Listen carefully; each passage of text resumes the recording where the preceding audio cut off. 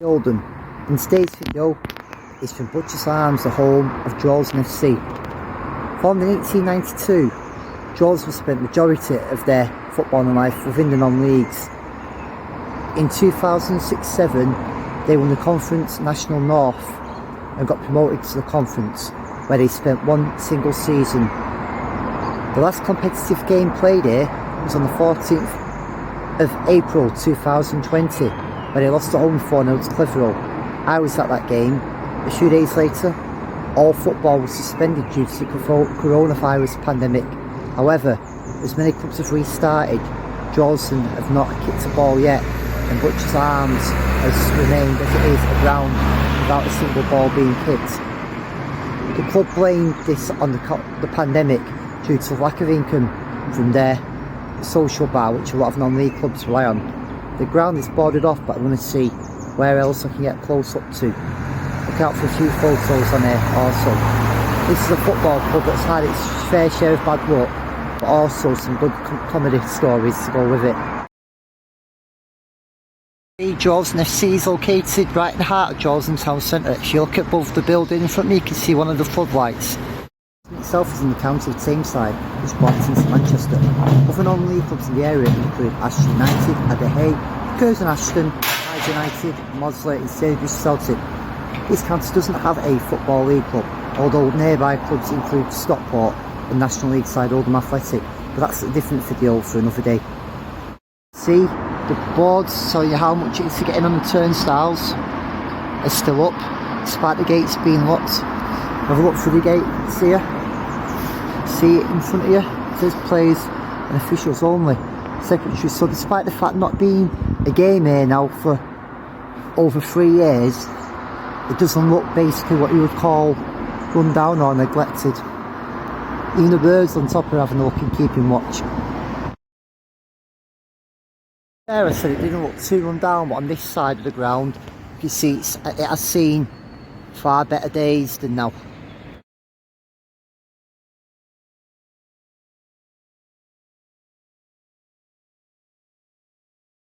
The story even more sad is Droylsden is 3 miles away from the Etihad Stadium, home to Moneybags Manchester City, and again, not blaming Manchester City for Droylsden's demise, but shows the gulf between clubs at the top and then at the bottom in football when it comes to money distributed and wealth.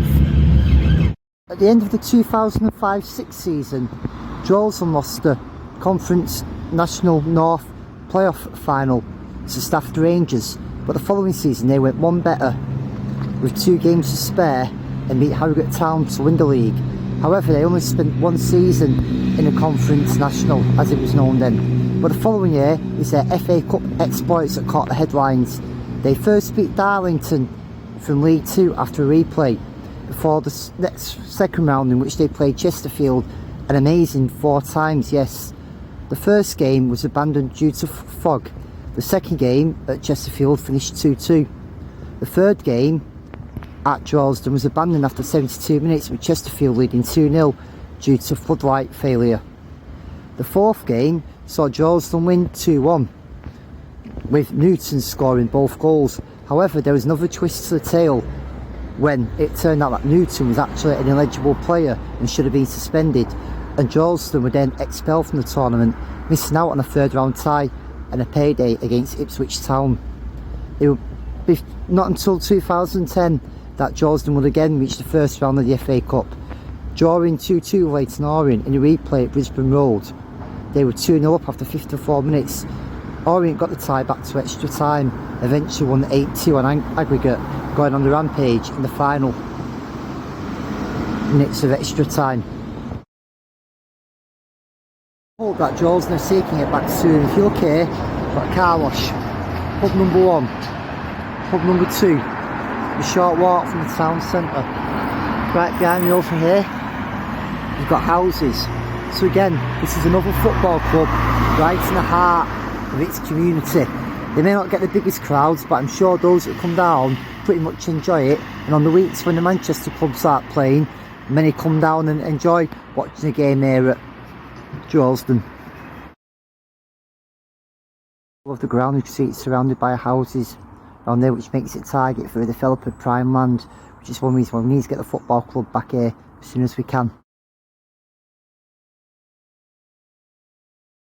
See on the wall, it's painted on Droylsden Football Club. Like buried the other day, there is a big wall, so any attempts to try and maybe see over onto the pitch look impossible unless I brought a ladder or maybe investing a selfie stick, something I've got no intention of doing. If you just finished work and someone works at Royal Mail, that's the first. A letterbox and a turnstile. Amazing some of the things you see at this level.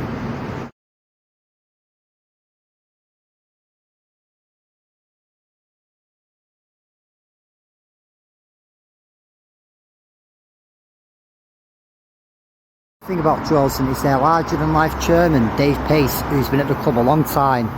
In 1999 he got into a dispute with the Manchester County FA over a Manchester Premier Cup tie. As a protest, he asked his wife, one of the tea ladies, and her friend, another tea lady, Julia, to take over and manage the team in the Manchester Premier Cup tie. Not only did they win that tie, the ladies actually saw the team go on and win the cup competition, beating Mosley in the final with the chants from the Droylsden faithful singing 2-1 to the tea lady, 2-1 to the tea lady. One of them funny stories that you don't often hear about in football. And if I'm rightly thinking, it even made a question of sport of what happened next, or fantasy football.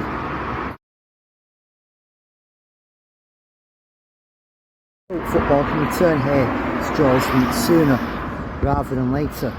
There's a proper feel-good football community around here, and it's sad what's happened. But there is light at the end of the tunnel. Towards the end of 2022, a meeting was held about restoring and getting football back here in the town, whether it be the North West Counties League, the Manchester League, even a Sunday League or a Saturday League. This club has got a good history, and it's always had also a thriving junior football section which has had many good players and won many trophies over the years. I'd hate to see this ground get knocked down or turn into houses. Thank you for watching, and with all the good feedback from the video I did at Gig Lane today, my next video at the abandoned ground will be in Lancashire towards the end of the week or next week. I've also got a video from 3 years ago, the Umbro 95 years exhibition, and from my recent trip to Qatar about the South American football exhibition. So keep watching, keep liking, keep subscribing and keep sharing, and obviously I've got a few more OFC takes this season to come. See you all on the terraces, all the best.